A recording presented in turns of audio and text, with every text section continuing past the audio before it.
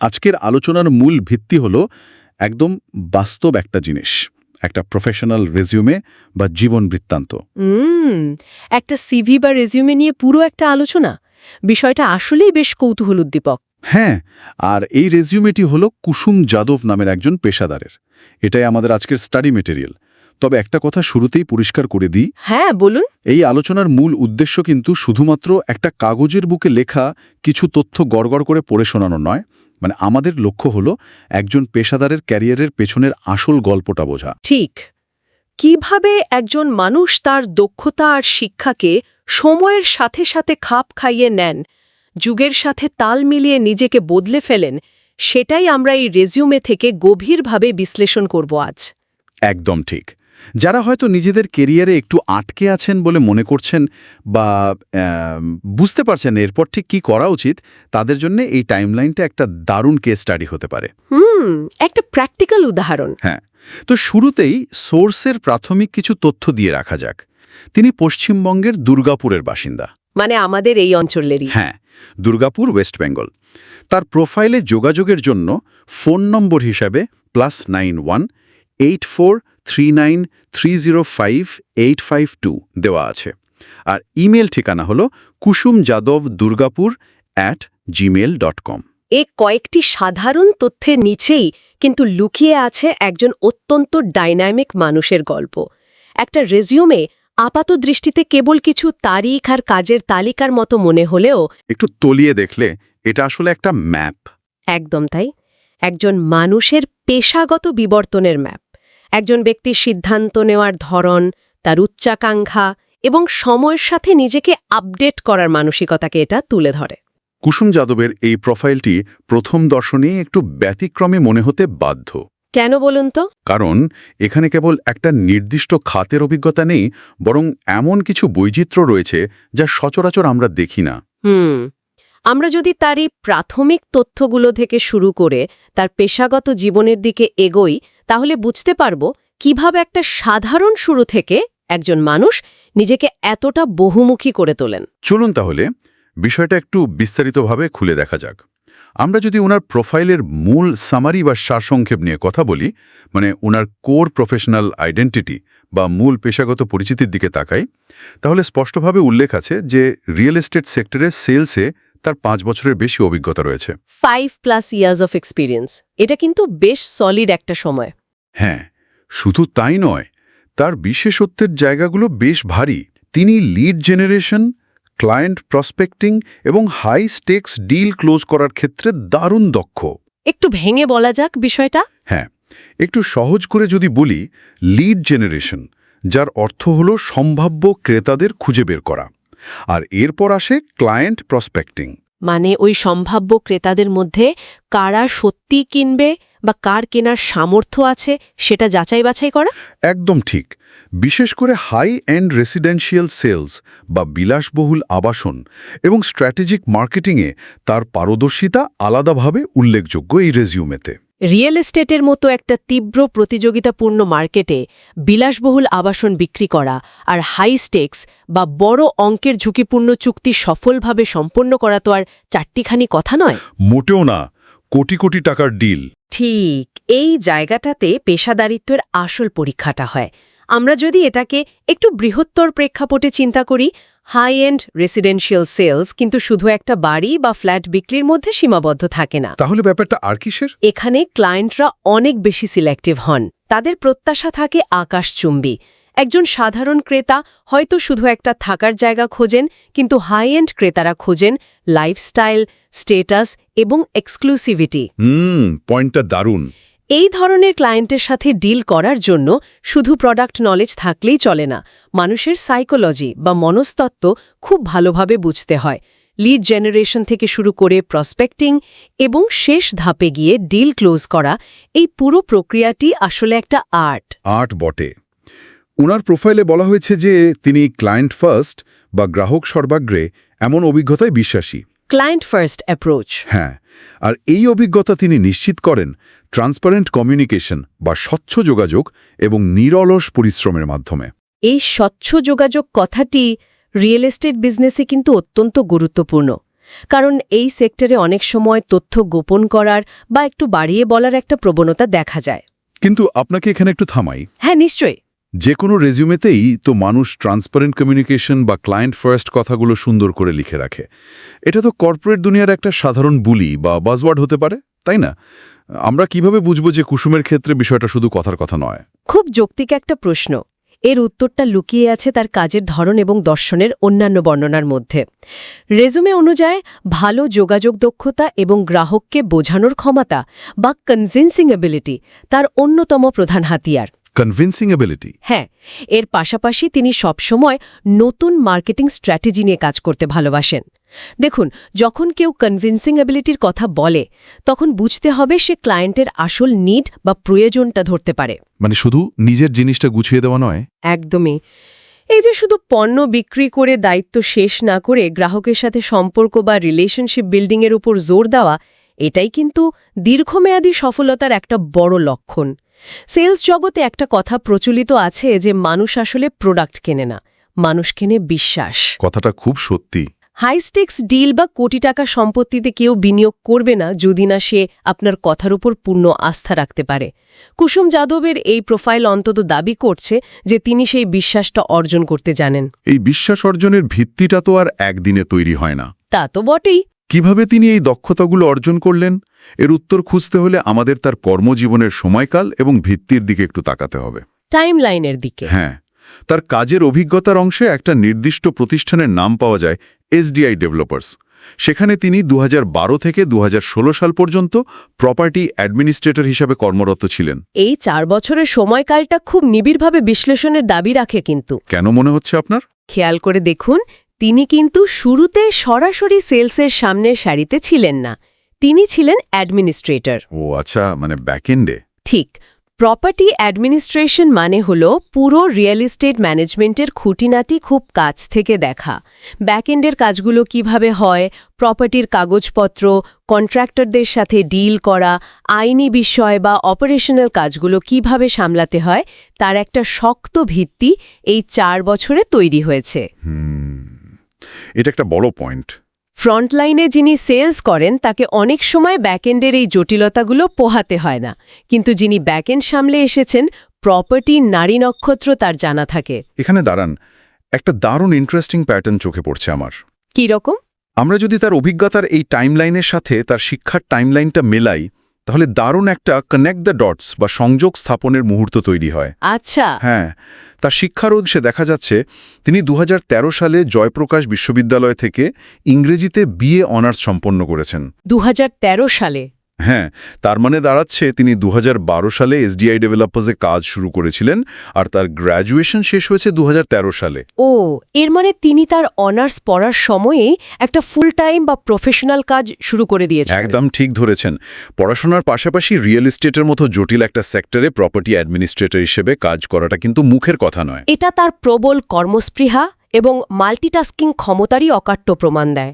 একজন তরুণী যিনি পড়াশোনা করছেন, তিনি একই সাথে একটা কর্পোরেট অফিসে দায়িত্ব সামলাচ্ছেন, এটা তার মানসিক দৃঢ়তা বা গ্রিটের পরিচয় দেয়। একদম। এই সময়ে তিনি সম্ভবত তার স্কিল সেটে উল্লেখিত অফিস অ্যাডমিনিস্ট্রেশন হ্যান্ডলিং এবং মার্কেটিং টিম হ্যান্ডলিংয়ের মতো অত্যন্ত গুরুত্বপূর্ণ দক্ষতাগুলো হাতে কলমে অর্জন করেছিলেন। থিওরিটিক্যাল নয়, প্র্যাকটিক্যাল স্কিল। ঠিক। বইয়ের পাপাঠেটে বের হয়ে বাস্তব পৃথিবীতে কিভাবে একটা অফিস পরিচালনা করতে হয়, কিভাবে মার্কেটিং টিমের সাথে সমন্বয় করতে হয়, সেটা তিনি তার কেরিয়ারের একদম শুরুর দিকেই শিখে নিয়েছিলেন। কিন্তু একটা ব্যাপার ভাবুন তো, ব্যাকএন্ড অ্যাডমিনিস্ট্রেশন থেকে ফ্রন্টলাইন হাই এন্ড সেলসে যাওয়াটা তো বেশ কঠিন একটা ট্রানজিশন, তাই না? তা তো বটেই। একজন মানুষ যিনি অফিসে বসে কাগজপত্র সামলাচ্ছেন, তিনি হঠাৎ করে ফিল্ডে গিয়ে হাই নেটওয়ার্থ ক্লায়েন্টদের সাথে কোটি টাকার ডিল ক্লোজ করছেন। এই শিফটটা কিভাবে সম্ভব? এই শিফটটা কঠিন কিন্তু অসম্ভব শক্তিশালী। আর এর মূল কারণটা হলো প্রোডাক্ট নলেজ।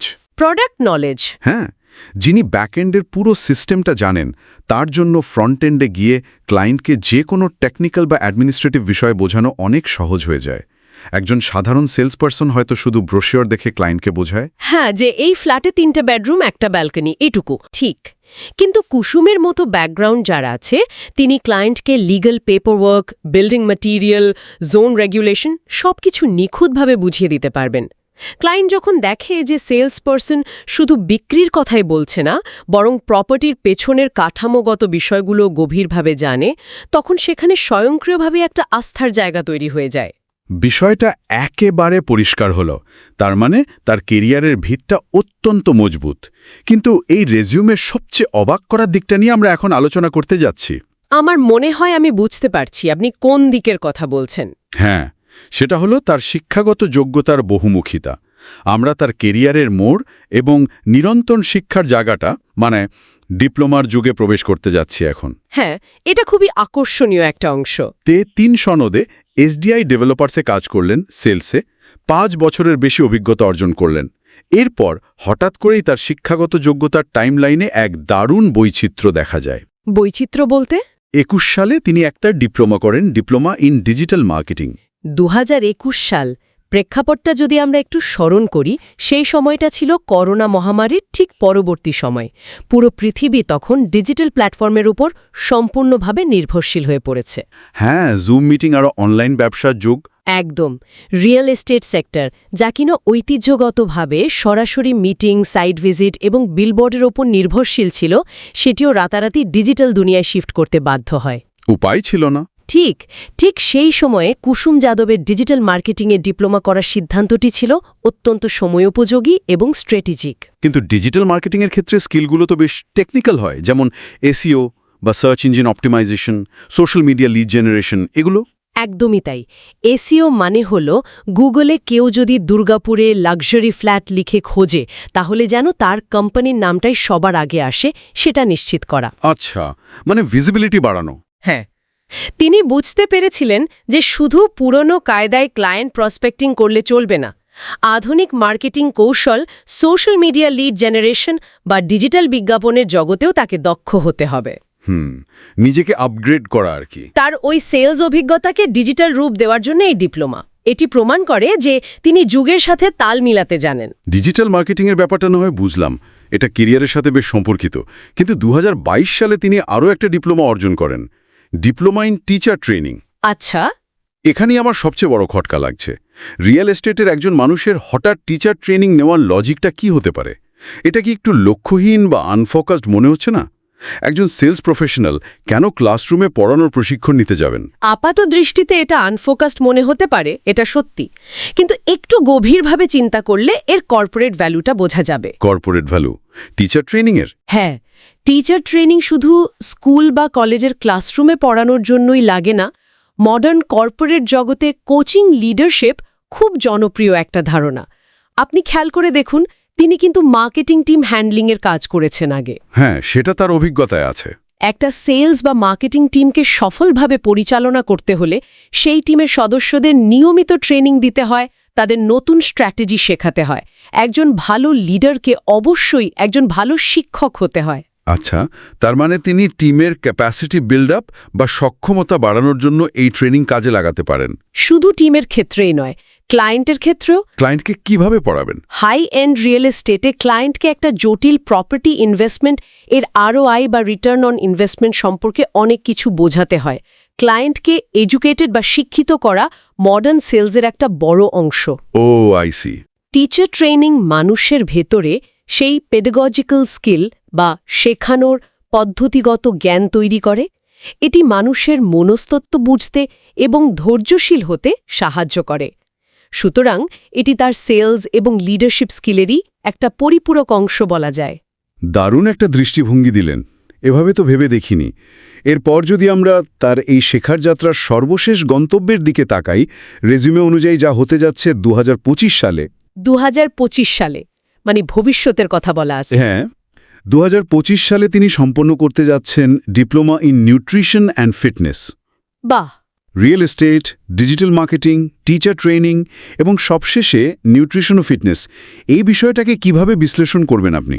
এটি আসলে তার বহুমুখী আগ্রহ এবং নিজেকে সব দিক থেকে ফিট ও আপডেটেড রাখার প্রমাণ দেয়। আধুনিক বিশ্বে গ্রোথ মাইন্ডসেট বা বিকাশের মানসিকতা বলে একটা কথা আছে। Growth mindset? হ্যাঁ, ফিক্সড মাইন্ডসেট হলো আমি একটা নির্দিষ্ট কাজ পারি এবং সারা জীবন সেটাই করব। নতুন কিছু শেখার আমার দরকার নেই। অন্যদিকে গ্রোথ মাইন্ডসেট হলো প্রয়োজন এবং আগ্রহ অনুযায়ী যে কোনো নতুন কিছুই শেখা সম্ভব। কুসুম যাদব তাহলে এই গ্রোথ মাইন্ডসেটের একটা ক্লাসিক উদাহরণ। একদম। হয়তো তিনি বুঝতে পেরেছেন যে প্রফেশনাল সাকসেস বা পেশাগত সাফল্যের পাশাপাশি নিজের শারীরিক সুস্থতা এবং পুষ্টিবিজ্ঞান সম্পর্কে জ্ঞান রাখাও সমান জরুরি। হাই স্ট্রেস কর্পোরেট জবে টিকে থাকার জন্য ফিজিক্যাল স্ট্যামিনা বা শারীরিক সক্ষমতা খুব দরকার। এটা তো অস্বীকার করার উপায় নেই। অথবা কে জানে, হয়তো তিনি ভবিষ্যতে ওয়েলনেস কমিউনিটি বা এমন কোনো লাক্সারি রিয়েল এস্টেট প্রজেক্ট নিয়ে কাজ করতে চান যেখানে ফিটনেস এবং লাইফস্টাইল একসাথে যুক্ত। এটা একটা দারুণ পয়েন্ট। এই এত সব বৈচিত্র্যময় অভিজ্ঞতা আর পড়াশোনার সংমিশ্রণ তার স্কিল সেট বা দক্ষতার ভাণ্ডারকে কতটা সমৃদ্ধ করেছে, চলুন এবার সেদিকে নজর দেওয়া যাক। চলুন। তার রেজিউমেতে বেশ কিছু নির্দিষ্ট দক্ষতার কথা স্পষ্টভাবে উল্লেখ করা হয়েছে। প্রথমেই বলা হয়েছে যে কোনো অর্পিত ক্ষেত্রে লিডারশিপ বা নেতৃত্ব দেওয়ার ক্ষমতা। তার এই বিচিত্র অভিজ্ঞতা থেকে এই আত্মবিশ্বাস আসাটাই স্বাভাবিক। এরপর রয়েছে কাজের খুঁটিনাটি বিষয়ের প্রতি মনোযোগ বা অ্যাটেনশন টু ডিটেলস এবং সমস্যা সমাধানের ক্ষমতা বা প্রবলেম সলভিং। এই অ্যাটেনশন টু ডিটেলসের ব্যাপারটা একটু উদাহরণ দিয়ে বলি। রিয়েল এস্টেটের কাজে এটি কতটা ক্রিটিক্যাল হতে পারে তা হয়তো অনেকেই ভাবেন না। কিরকম? ধরুন, একটা কোটি টাকার প্রপার্টির আইনি দলিলে বা লিগ্যাল ডকুমেন্টে প্লট নম্বরের একটা ডিজিট বা শূন্য এদিক ওদিক হয়ে গেল, এর ফলে কিন্তু পুরো ডিলটা বাতিল হয়ে যেতে পারে, এমনকি আইনি জটিলতাও তৈরি হতে পারে। হ্যাঁ, টাইপো হলে তো সর্বনাশ। যেহেতু কুসুম 4 বছর প্রপার্টি অ্যাডমিনিস্ট্রেটর হিসেবে কাজ করেছেন, তাই এই ধরনের সূক্ষ্ম ভুলগুলো ধরার চোখ তার তৈরি হয়ে গেছে। অন্যদিকে প্রবলেম সলভিং স্কিলের কথা যদি বলি, সেলস প্রক্রিয়ায় প্রতিদিন নতুন সমস্যার উদ্ভব হয়। যেমন ধরুন, ক্লায়েন্ট বেঁকে বসল। ঠিক। ক্লায়েন্টের হঠাৎ বাজেট কমে যাওয়া, লিগ্যাল ইস্যুতে আটকে যাওয়া বা কম্পিটিটরসদের দেওয়া কোনো বেটার অফার, এই সব কিছু সামলে একটা ডিল ক্লোজ করার জন্য তাৎক্ষণিক প্রবলেম সলভিং স্কিলের কোনো বিকল্প নেই। এর পাশাপাশি তার স্কিল লিস্টে কমিউনিকেশন ও sales skill, strong follow up skills এবং নেগোসিয়েশন স্কিলসের কথা আলাদাভাবে বলা হয়েছে। এই সবগুলো স্কিল কিন্তু একে অপরের সাথে যুক্ত। হ্যাঁ, আমরা যদি তার পুরো ব্যাকগ্রাউন্ডটাকে একটা সুতোর মধ্যে গাঁথি, তাহলে বিষয়টা কেমন দাঁড়ায় দেখুন। জয়প্রকাশ বিশ্ববিদ্যালয় থেকে ইংরেজি অনার্সের ব্যাকগ্রাউন্ড তার কমিউনিকেশন বা যোগাযোগের ভিত্তিকে কাঠামোগতভাবে মজবুত করেছে। একদম। এরপর অ্যাডমিনিস্ট্রেশনের কাজ তাকে শিখিয়েছে খুঁটিনাটি বিষয়ের প্রতি নজর রাখতে। রিয়েল এস্টেট জগতের 5 বছরের বেশি অভিজ্ঞতা তাকে শিখিয়েছে কিভাবে হাই স্টেকস নেগোসিয়েশন বা দর কষাকষি করতে হয়। আর ডিজিটাল মার্কেটিংয়ের ডিপ্লোমা তাকে শিখিয়েছে আধুনিক প্রযুক্তির সাহায্যে কিভাবে এই পুরো প্রক্রিয়াটাকে অটোমেট বা আধুনিকীকরণ করা যায়। পারফেক্ট। তার স্কিলগুলোর মধ্যে স্ট্রং ফলো আপ স্কিলসের যে উল্লেখ আছে, সেটি সেলস জগতের একটা অলিখিত কিন্তু অমোঘ নিয়ম। অধিকাংশ ডিলই কিন্তু প্রথম সাক্ষাতে বা প্রথম মিটিংয়ে ক্লোজ হয় না। হ্যাঁ, বারবার ফোন করতে হয়, মিটিং করতে হয়। ক্লায়েন্টকে বারবার মনে করিয়ে দেওয়া, তাদের প্রশ্নের উত্তর দেওয়া এবং নিরলস ফলো আপের মাধ্যমেই চূড়ান্ত সাফল্য আসে। তার রিজিউমের নিরলস পরিশ্রমের যে দর্শন, তার সাথে এই স্ট্রং ফলো আপ স্কিলের সরাসরি সংযোগ রয়েছে। তো বলা যায়, এই দক্ষতাগুলোর নিখুঁত সংমিশ্রণ তাকে একজন অত্যন্ত ভারসাম্যপূর্ণ প্রফেশনাল হিসেবে গড়ে তুলেছে। একদমই তাই। আজকের এই গভীর আলোচনা বা ডিপ ডাইভ থেকে একদম স্পষ্ট বোঝা যায় যে কুসুম যাদবের রেজিউমেটি কেবল তার অতীত কাজের অভিজ্ঞতার কোনো প্রাণহীন তালিকা নয়। না, এটা একটা জীবন্ত গল্প। ঠিক, এটি একজন নিরন্তর শিক্ষার্থীর গল্প, যিনি প্রথাগত কেরিয়ারের নির্দিষ্ট ছকে আটকে থাকেননি, যিনি সময়ের প্রয়োজন বুঝে ডিজিটাল মার্কেটিং শিখেছেন, নেতৃত্ব দেওয়ার জন্য টিচার ট্রেনিং নিয়েছেন এবং নিজের সম্পূর্ণ সুস্থতার জন্য নিউট্রিশন ও ফিটনেসের দিকেও আগ্রহ প্রসারিত করেছেন। এখানেই কিন্তু একটা বৃহত্তর চিন্তার জায়গা তৈরি হয়। আমরা যখন কোনো পেশাদারের প্রোফাইলে real estate sales, digital marketing, teacher training এবং নিউট্রিশনের মতো সম্পূর্ণ আলাদা আলাদা খাতের জ্ঞান একসাথে একীভূত হতে দেখি, তখন আমাদের কাজের দুনিয়ার ভবিষ্যৎ নিয়ে নতুন করে ভাবতে হয়। কী রকম ভাবনা? আমরা কি ভবিষ্যৎ কর্মক্ষেত্রের এমন কোনো জেনারেলিস্ট বা বহুমুখী প্রতিভার মডেল দেখছি, যাকে কোনো একটা নির্দিষ্ট ইন্ডাস্ট্রির ছকে বাধা বা সংজ্ঞায়িত করা সম্ভব নয়? এই প্রশ্নটা সত্যি ভাবার মতো। আধুনিক বিশ্বে একটা দীর্ঘস্থায়ী বিতর্ক আছে, স্পেশালিস্ট বনাম জেনারেলিস্ট। হ্যাঁ, খুব পপুলার ডিবেট।